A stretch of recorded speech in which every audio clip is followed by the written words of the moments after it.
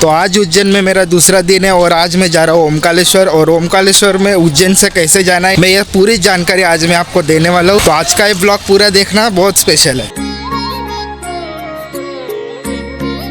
महाकालेश्वर के दर्शन हो जाने के बाद उज्जैन के बस स्टैंड से सुबह के 7 बजे की बस पकड़ के मैं निकल गया ओमकालेश्वर की ओर। और उज्जैन से ओमकालेश्वर के लिए बस सेवा उज्जैन में मिल जाएंगी।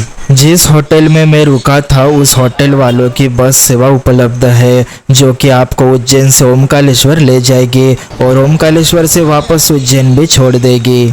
और उज्जैन में आपको ऐसी बस सेवा जगह जगह पर मिल जाएंगी। अगर उज्जैन से आपको ओमकालेश्वर के लिए बस नहीं मिलती है तो आपको इंदौर आकर इंदौर के सरवटे बस स्टैंड से आपको बस मिल जाएंगी। और इस बस का किराया 220 रुपए पर पर्सन होता है। और उज्जैन से ओमकालेश्वर 140 किलोमीटर की दूरी पर है। और बस आपको 5 से 6 घंटे का ब्यूटीफुल नज़ारे दिखाते हुए आपको ओमकालेश्वर बस स्टॉप पे ले जाती है। अभी मैं हूँ ओमकालेश्वर के बस स्टॉप पर और यहाँ से आप ओमकालेश्वर के लिए ऑटो भी पकड़ सकते हो। बस स्टॉप से आपको सीधा ओमकालेश्वर वो लेके जाएंगे। और यहाँ से ओमकालेश्वर 1.5 किलोमीटर की दूरी पर है। और यहाँ से आप पर पर्सन 10 या 20 रुपए देकर ओमकालेश्वर तक जा सकते हो।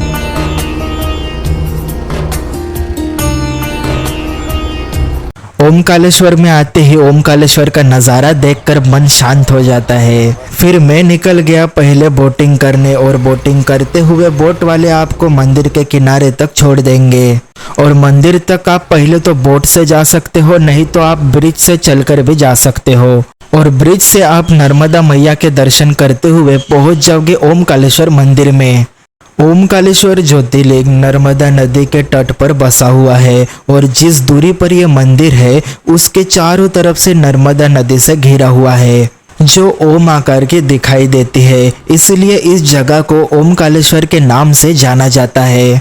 12 ज्योतिर्लिंगों में से ओमकालेश्वर ज्योतिर्लिंग का चौथा स्थान है। और इस मंदिर में जो ज्योतिर्लिंग है वो पंचमुखी रूप में स्थापित है। और इस जगह पर 33 कोटि देवी देवताओं का वास है। ओमकालेश्वर मंदिर के सामने यानी कि नर्मदा मैया के दक्षिण तट पर महाबलेश्वर ज्योतिर्लिंग स्थापित है। ओमकालेश्वर जी के दर्शन हो जाने के बाद महाबलेश्वर के दर्शन लेना जरूरी है, तभी आपकी ओमकालेश्वर की यात्रा सफल और संपूर्ण मानी जाती है। ओमकालेश्वर शिवलिंग 2 भागों में विभाजित है, सबसे पहला ओमकालेश्वर और दूसरा महाबलेश्वर। लेकिन दोनों शिवलिंग को एक ही शिवलिंग के रूप में पूजा जाता है।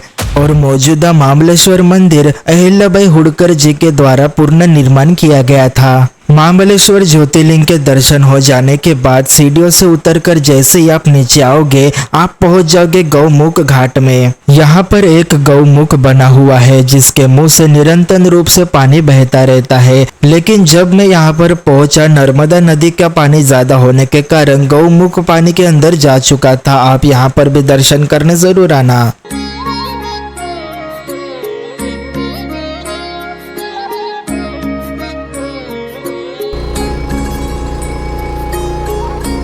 ओमकालेश्वर की यात्रा पर जो कोई आता है वो नर्मदा नदी में एक बार बोटिंग जरूर करता है। ओमकालेश्वर के गौमुख घाट से आपको बोटिंग मिल जाएंगी और बोट वाला 4 से 5 पॉइंट आपको घुमाता है। बोट से परिक्रमा करते वक्त बोट आपको इस मोड़ के बिल्कुल पास में लेकर आती है। और यहाँ आने के बाद बहुत बढ़िया नजारा आपको देखने मिलेगा। और यहाँ से 2 नदियाँ अलग हो जाती है, पहली नर्मदा नदी और दूसरी कावेरी नदी। और दोनों का जो संगम स्थान डैम के इसी तरफ है।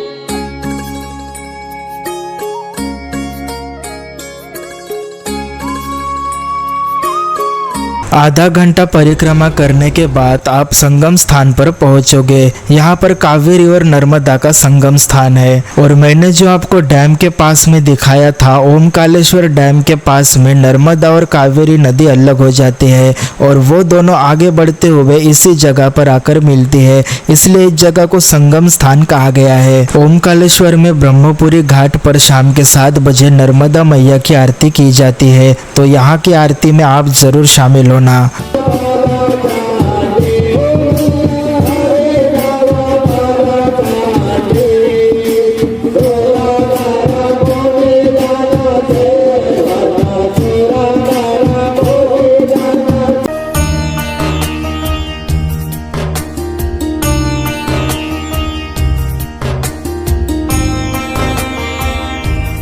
ओमकालेश्वर में आने वाले भक्तों के लिए गजानन महाराज संस्थान के तरफ से सुविधा दी जाती है। यहाँ पर आपको 350 से लेकर 950 तक AC, non AC, cooler, AC सुविधा दी जाती है। और यहाँ पर प्रसादालय बना हुआ है। प्रसादालय में नाश्ता 10 रुपए से लेकर 20 रुपए तक मिलता है। अगर आप खाना खाना चाहते हो उसकी भी सुविधा यहाँ पर 40 रुपए से लेकर 50 रुपए तक दी जाती है।